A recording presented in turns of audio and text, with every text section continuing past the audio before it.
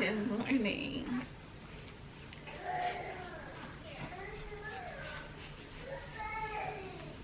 Oh, here you are, face to face in this trashy bar. Another glass and I am going places. Makes me laugh about the irony of everything. I like the way.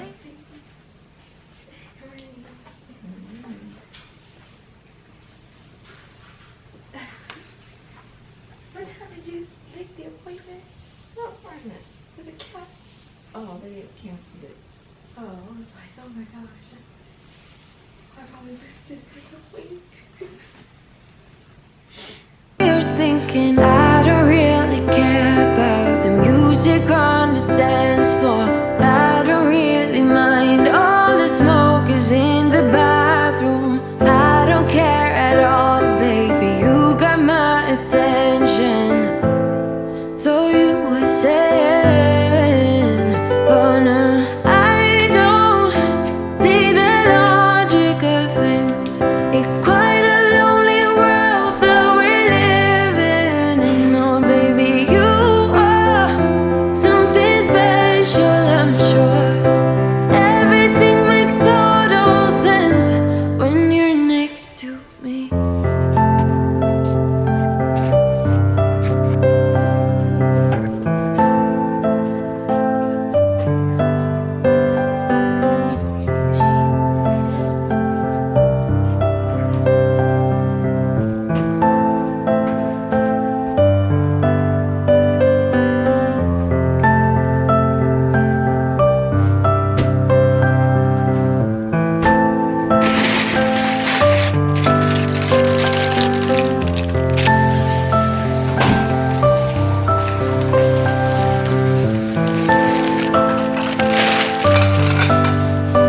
Where you wanna go?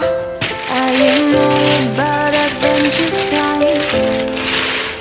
I'm not a drink and I'll go anywhere. The way you smile, like a flash in the universe. You are illuminating. I don't really care about the people in the bar line. I don't really mind all the woo goes through and stage dives. I don't care at all, baby. You got my attention. So you were saying, I don't see the logic of things. It's quite a lonely world that we're living in. Oh baby, you are something special, I'm sure. Everything makes total sense when you're next to me.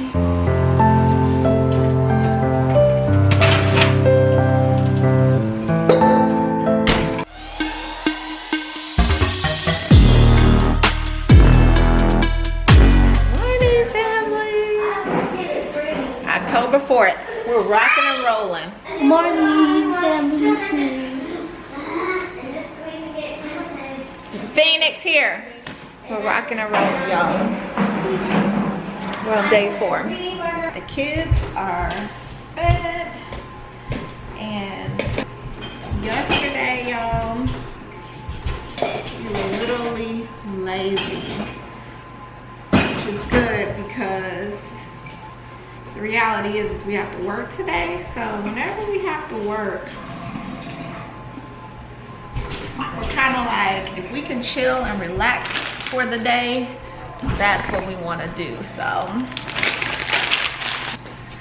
I'm going to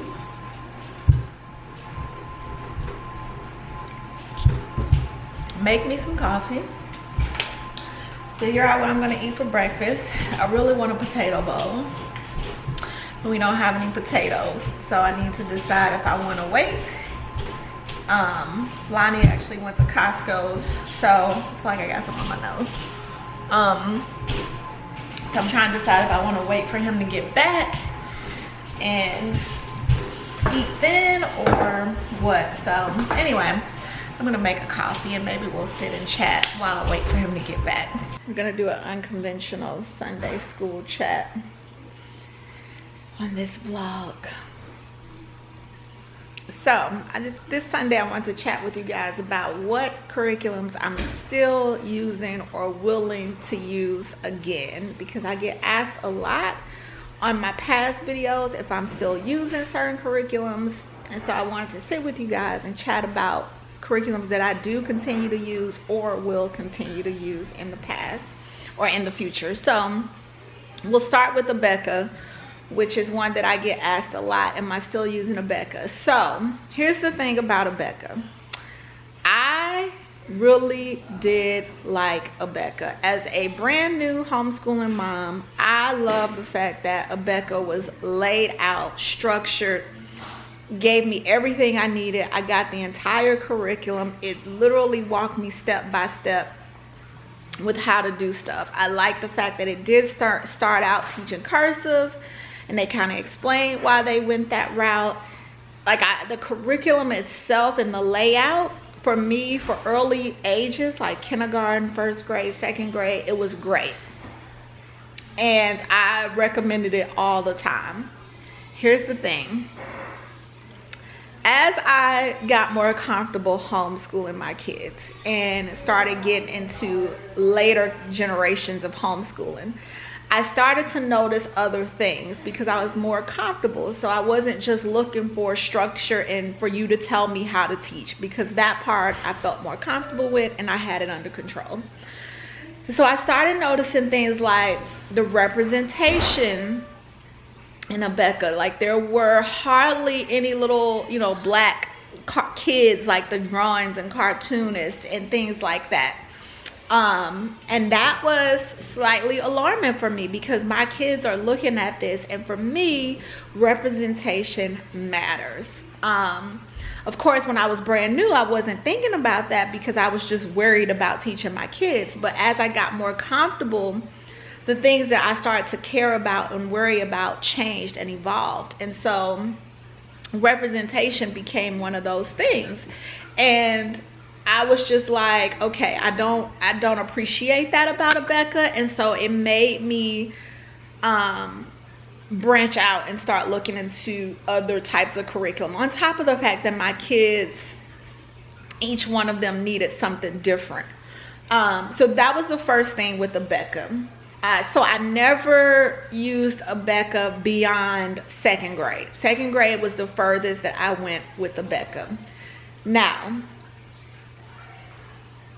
what I later realized about Abeka from other homeschooling families of color is that when you do start to get into the older grades and the histories, and I never used Abeka for history, I never used it for science. So I strictly used Abeka for reading and math. That was it. Language arts for second grade, spelling. I never used it for history and math. And because I knew early on with history that I was teaching Black history, I never was uncomfortable about that. I never questioned that. So I've always used my own history curriculums. I've never felt the need to use like a history curriculum. And science, when they are younger, I try to do science in fun ways and think outside the box when it comes to science. So again, I didn't feel the need to have a curriculum for those subjects. So I didn't use Abeka for that. So what I later found out, that the history was heavily swayed in how they represented slavery, the treatment of Native Americans, the treatment of Black people, how they represented white heroes and Confederate heroes, and I use heroes loosely, but the representation and how they presented that was really swayed. And I said in my Abeka review, which I'll leave linked for you guys, that it was heavily religious. So I already knew that any Christian-based curriculum, they somehow navigate religion into the science part.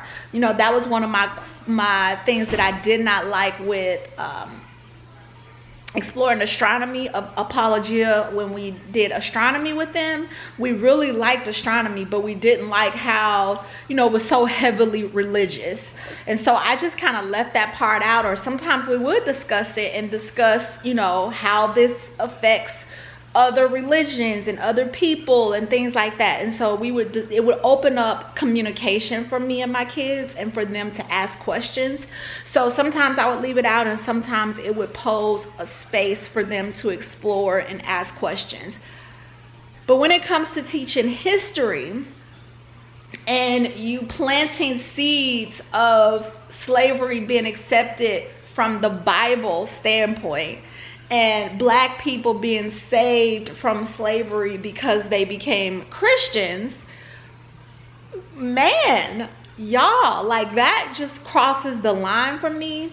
And then to talk, you know, to represent Jesus as a white male, those kind of things. Like, the Bible talks about, do not draw me and do not have pictures of me, and I think there's a reason for that. And so when you start planting these pictures and representations, it becomes a problem for me and my family. So with that being said, we do not use a Becca anymore, and I do not recommend it anymore. I will, if people ask me my honest opinion, I'm going to be honest. And the reality is a Becca does lay it out for you, you know. The reality is my kids did learn a lot in those early years by us using a Becca. And I do feel like it did give them a leg up when it came to math and reading, because a Becca is, I feel, more advanced. However, representation matters, y'all. And how you present history and how you present science, it matters on if I want to support your company and put my dollars there. Like, that it just matters now. So we do not use a Becca anymore. The other question I get asked is moving beyond the page. Do we use moving beyond the page? And yes, I still use moving beyond the page. And I very much so have plans to, or I was considering doing an updated review over moving beyond the page. But here's where I am. I don't know yet how I feel about the company of moving beyond the page either. 2020, I call it the year of vision. And I mean 2020 vision, and for me this is the year to open up our eyes to things that maybe we once were blind to, or we weren't looking into as much. And that's kind of where I am, you know, where I put my money, what I expose my kids to.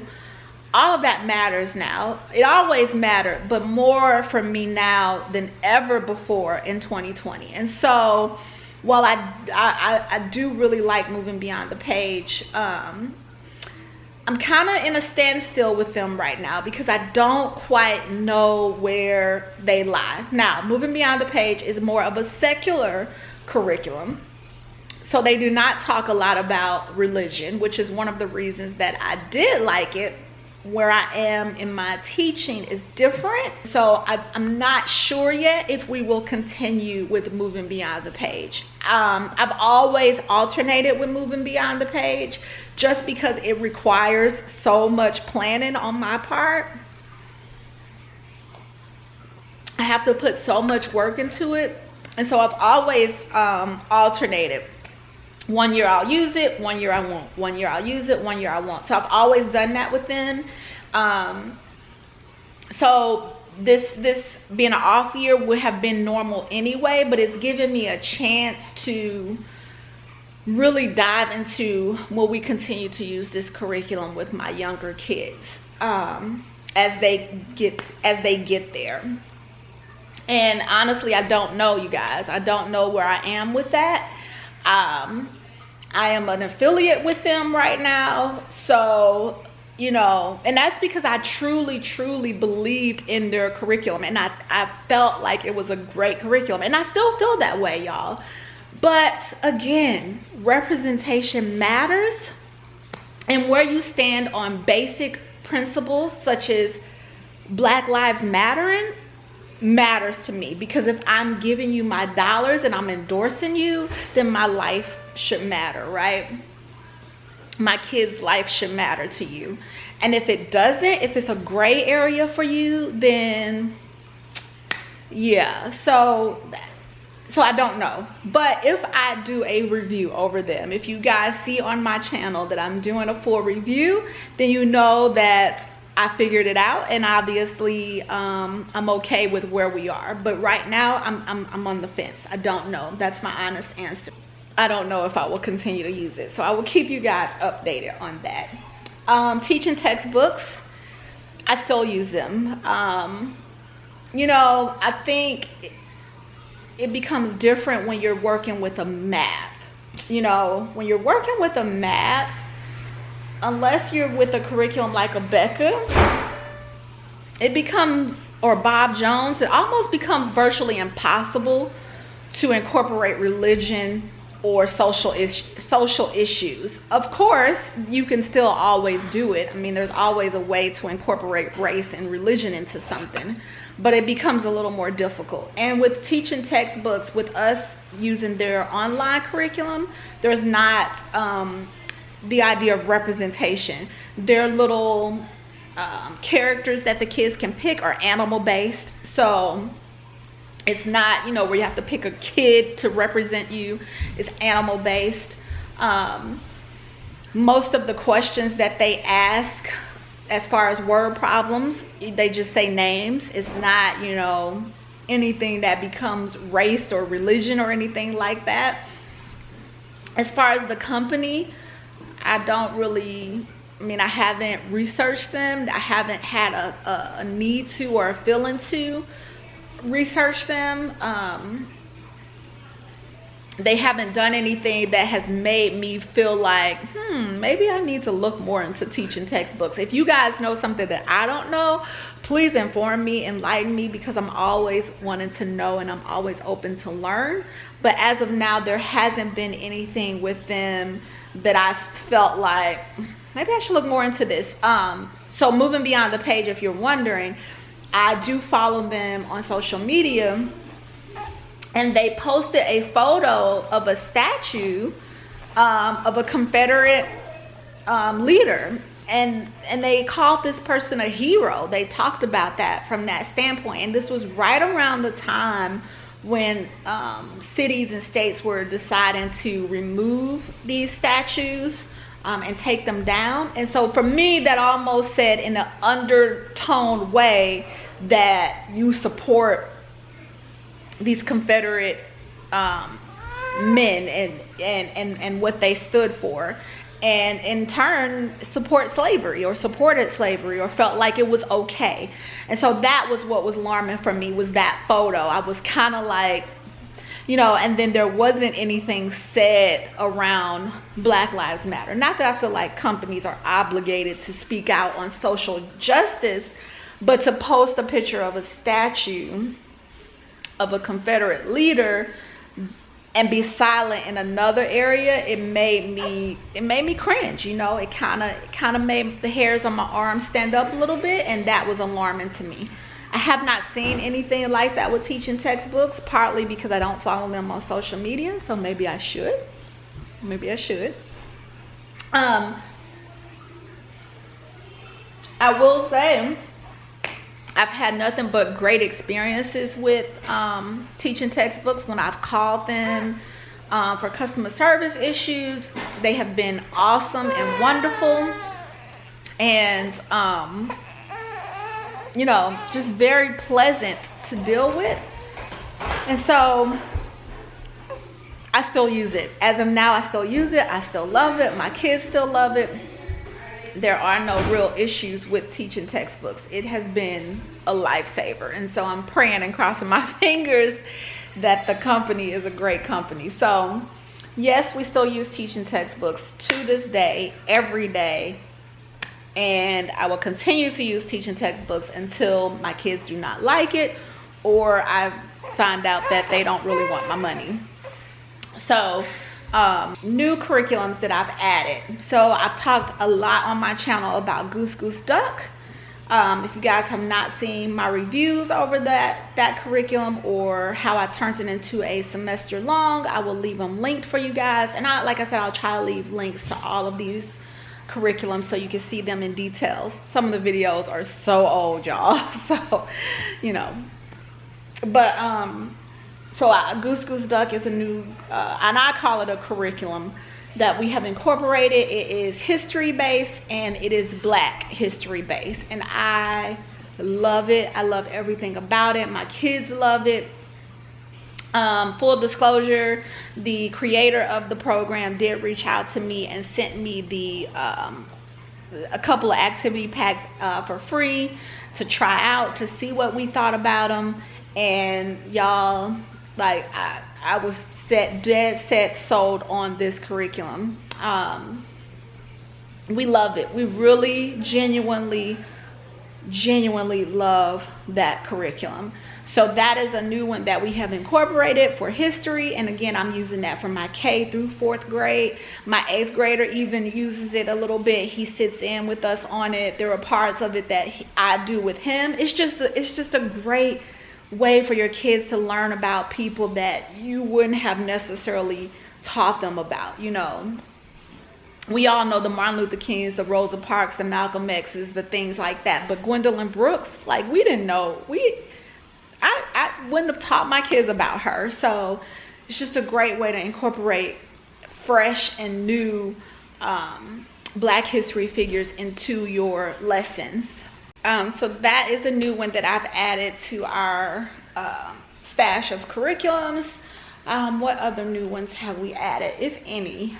I think that is, Brave Writer we've added. So I've used Brave Writer in the past with my high schooler. She used it in middle school. I think we did it for 8th grade, 7th or 8th grade we used Brave Writer. And so I've only used it once and kind of forgot about it. She wasn't a big fan of it, partly because she does not like English or language arts or writing or anything about it. And so she wasn't a big fan. So I kind of forgot about it. And then when we were trying to find her her 4th year English and was looking into some different curriculums and things like that, trying to see if we could find something that would make her appreciate English and like it, I stumbled back across Brave Writer and was like, oh yeah, I remember this, and started doing research on it again, trying to refresh my memory. And I liked it. I like the setup of it. I like the thought concept behind it and everything like that. So we've incorporated Brave Writer with my younger kids. So that is what we are currently using for language arts and writing, is Brave Writer. And so I will do a full review over Brave Writer as well. But as of now, I really like it. My kids like it. You know, they're enjoying it. They're learning. I feel like they're learning language arts and how to write in a less stressful way. It's not just, okay, sit down and let me, you know, tell you what a comma is and an apostrophe. The way she incorporates the skills for writing is so unique and stress-free that's why I appreciate Brave Writer. And so that's a new one that we have incorporated from my younger kids. Any other ones that we have incorporated new? Math, again, teaching textbooks once they're in 3rd. Splash Learn. That's a new one. It's actually an app. And so that is a new, I call it a curriculum. I don't know if they would consider it a curriculum versus a supplement, but I'm using it as a curriculum for my 2nd graders and my kindergartners. So they are currently using Splash Learn for math. But what I do is I see what concept Splash Learn is teaching, and then I go and do the extra work to find printouts through Teachers Pay Teacher, spelling or super teacher worksheets. I pay for those additional online resources, and so I just print off supplemental worksheets to coincide with the math that Splash Learn is teaching. And so that's how I do that for them. So that's a new one. This is a new app that I like, and it goes up to 5th grade. So I'm really hoping that it sticks and that we really like it. Although next year my second graders would move into teaching textbooks for third grade, but if we really like Splash Learn, I'll stick with that. So that's a new one that we're using. And I think that that's it for new curriculums that I've added that maybe I haven't talked about on my channel or did a full review on. So yeah, so that's it, y'all. That is my Sunday school update. I just wanted to really sit and talk about what I'm using and not using. I thought about doing a video, you know, on each one about why I'm not using it anymore, but I felt like this was sufficient. If you guys would like for me to sit down or for us to do a full video discussing one of these in more details, just let me know in the comments and we'll do that. I will do that. But I figured just giving you guys a full overview of what I'm still using and not using and why was more efficient. So I hope that helps. For those of you who have been asking, am I still using certain things? I hope that this helps and it explains why I'm not using certain things, or why I haven't said anything about things that I've talked about on my channel prior. So I hope that explains it. Yeah, that's it, y'all. That's all I got for you for Sunday school. So we shall return to our regular scheduled vlog.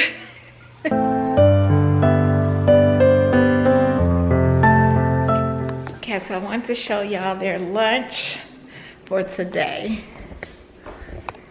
So, can y'all tell what it is? There it is. It's a pumpkin. For those of you who are like, what is that? Can y'all see it? It's a pumpkin. So, this is lunch for today. Everybody's lunch is all spread out and ready to eat. So I want to know, one way to get your kids to eat vegetables is to make photos out of them and they feel like they're playing with their food. See, then they'll eat them. Did y'all like lunch? Yeah. You're leaving? Well, I'm going to work. What was it?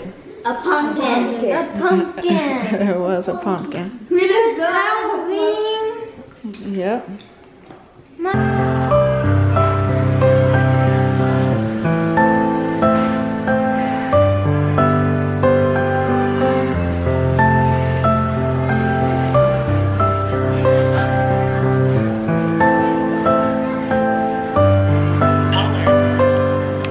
Thank you for calling Jumpin' Jelly Beans Carnival. How can I help you?